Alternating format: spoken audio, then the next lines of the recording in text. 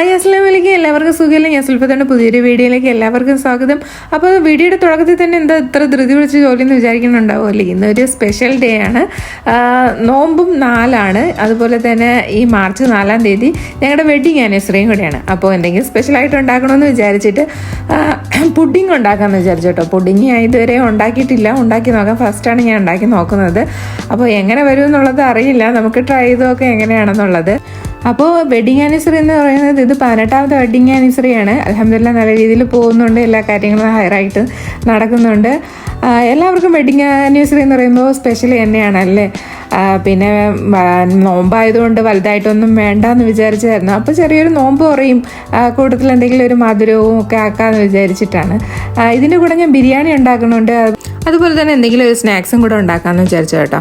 അപ്പോൾ ആദ്യം തന്നെ പുഡിങ്ങിന് ആവശ്യമായിട്ടുള്ള ബാറ്റർ ഉണ്ടാക്കാം. അത് കസ്റ്റാർഡാണ്. നമുക്ക് പാലിൽ കസ്റ്റാർഡ് നമുക്ക് ഉണ്ടാക്കിയെടുക്കണം. അതിന് 2 ഗ്ലാസ് പാലാണ് ഞാൻ എടുക്കുന്നത് കേട്ടോ.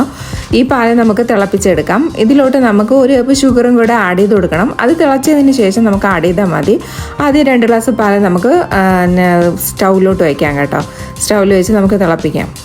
സത്യം പറഞ്ഞാൽ മക്കൾക്കാണ് സെലിബ്രേറ്റ് ചെയ്യാൻ ഭയങ്കര ഇൻട്രസ്റ്റ് കേട്ടോ. അവർ സ്റ്റോറി ഇടലും സ്റ്റാറ്റസ് ഉണ്ടാക്കലൊക്കെ ആയിട്ട് ഭയങ്കര ഇൻട്രസ്റ്റ് ആയിരുന്നു അവർക്ക്. അങ്ങനത്തെ പാലത്തെ തിളപ്പിക്കാൻ വെച്ചിട്ടുണ്ട് കേട്ടോ. ഇത് തിളച്ച് വരുമ്പോഴത്തേക്കും നമുക്ക് അതിലോട്ട് 1 കപ്പ് ഷുഗർ ആഡ് ചെയ്ത് കൊടുക്കാം. എന്നിട്ട് ഒന്നുകൂടെ ഒന്ന് കുറുക്കിയെടുക്കാം. അതൊന്ന് കുറുകി വരുമ്പോഴത്തേക്കും നമുക്ക് അതിലോട്ട് കസ്റ്റാർഡ് ചേർക്കാം. കസ്റ്റാർഡ് ഞാൻ കുറച്ച് പാലിൽ മിക്സ് ചെയ്തെടുത്താണ്. ഇത് 2 സ്പൂൺ മതിയാവും കേട്ടോ. നല്ല തിക്കാകാതെ നോക്കണം. തിക്കായി കഴിഞ്ഞാൽ നമുക്ക് ഇതിൻ്റെ ബാറ്റർ കറക്റ്റായിട്ട് കിട്ടില്ല. അതിൻ്റെ കൺസിസ്റ്റൻസി കുറച്ച് ലൂസായിട്ട് വേണം നമുക്ക് കിട്ടാൻ വേണ്ടിയിട്ട്. അങ്ങനത്തെ രീതിയിൽ എടുക്കുക കേട്ടോ. നല്ല തിക്കാകാതെ നോക്കുക. അതിനുശേഷം വിപ്പിംഗ് ക്രീമാണ് എടുത്തത്. ഇത് ഒരു കപ്പ് ഉണ്ട് കേട്ടോ വിപ്പിംഗ് ക്രീം. അതിലോട്ട് കണ്ടൻസ് മിൽക്കും കൂടെ ആഡ് ചെയ്തിട്ട് നമുക്കിതൊന്ന് ബീറ്റ് ചെയ്തെടുക്കാം. എൻ്റെ അടുത്ത് ബീറ്റർ ഇല്ല, അതുകൊണ്ട് ഞാൻ മിക്സിയിലാണ് ബീറ്റ് ചെയ്തെടുത്തത് കേട്ടോ. അപ്പോൾ നമുക്ക് കണ്ടൻസ് മിൽക്കും വിപ്പിംഗ് ക്രീമും കൂടെ മിക്സിയിലിട്ട് ഒന്ന് അടിച്ചെടുക്കാം.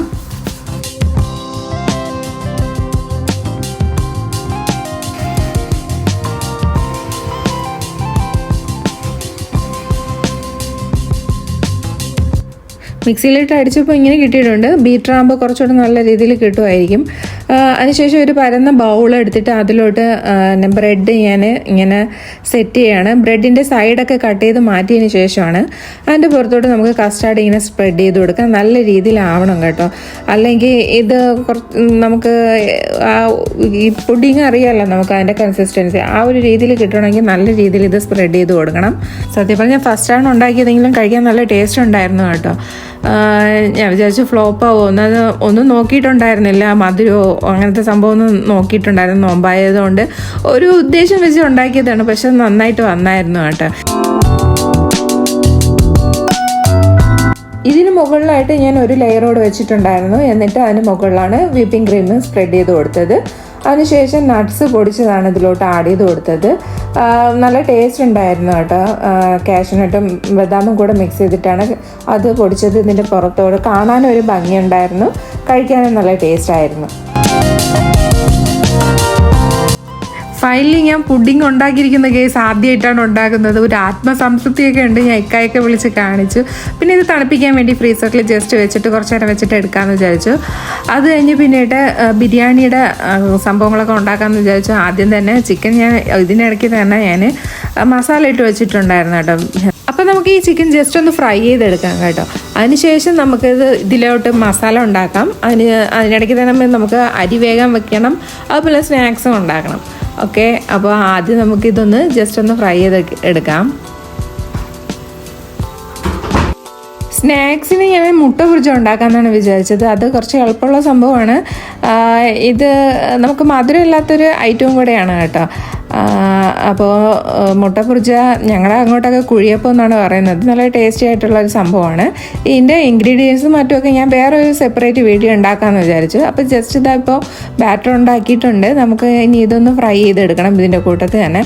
അപ്പോഴത്തേക്ക് ഇത് ചിക്കൻ ആയിട്ടുണ്ട് കേട്ടോ. ചിക്കൻ ഫ്രൈ ആയിട്ടുണ്ട്. അപ്പോൾ ഇതിനെ കോരി മാറ്റിയിട്ട് അതിലോട്ട് തന്നെ നമുക്ക് മസാലയും ഉണ്ടാക്കാമെന്ന് വിചാരിച്ചു.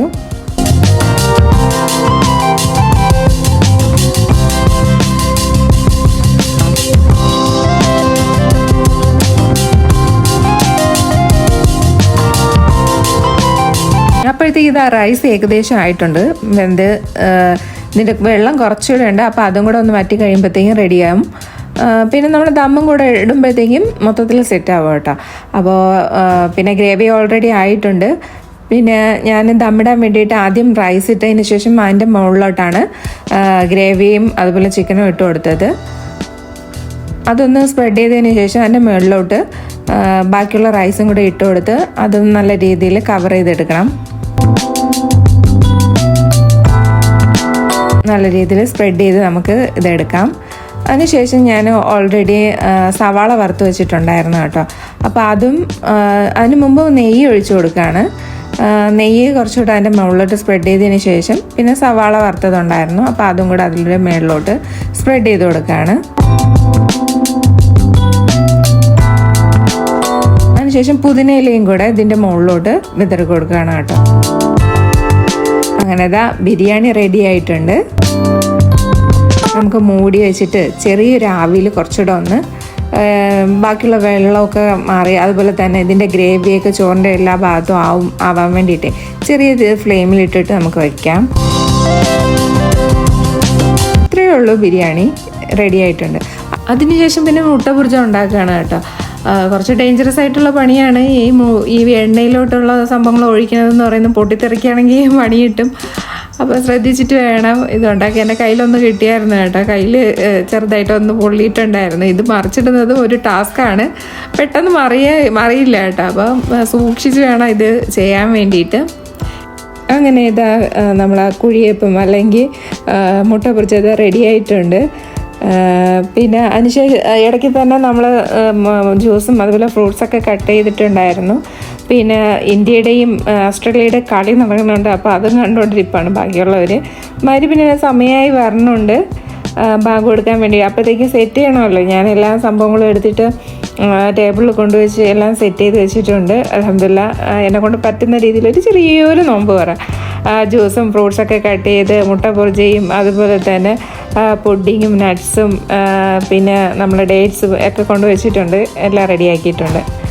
അങ്ങനെ പിന്നെ നമസ്കാരമൊക്കെ കഴിഞ്ഞതിന് ശേഷം ഞങ്ങൾ പുറത്തോട്ട് പോകാമെന്ന് വിചാരിച്ചു. ഇത് കിസീസിലെ മദീന മോളാണ്. ഇവിടെ നക്ഷത്രയുടെ പുതിയൊരു ഷോറൂം തുറന്നിട്ടുണ്ട്. അവിടെ നിന്ന് എനിക്കൊരു ചെറിയൊരു ഗിഫ്റ്റ് വാങ്ങിച്ചു തന്നിട്ടുണ്ടായിരുന്നു, ഒരു റിങ്. അങ്ങനെ ഞങ്ങൾ തിരിച്ച് റൂമിലോട്ട് പോവുകയാണ് കേട്ടോ. അപ്പോൾ വീഡിയോസ് ഇഷ്ടമാവുകയാണെങ്കിൽ ലൈക്ക് ചെയ്യുക, ഷെയർ ചെയ്യുക, കമൻറ്റ് ചെയ്യുക. പ്ലീസ് സബ്സ്ക്രൈബ് ചെയ്യാത്തവരൊന്ന് സബ്സ്ക്രൈബ് ചെയ്യണം കേട്ടോ. അപ്പോൾ അടുത്ത വീഡിയോ കാണുന്നവർ ടാറ്റാ ബൈ ബൈ.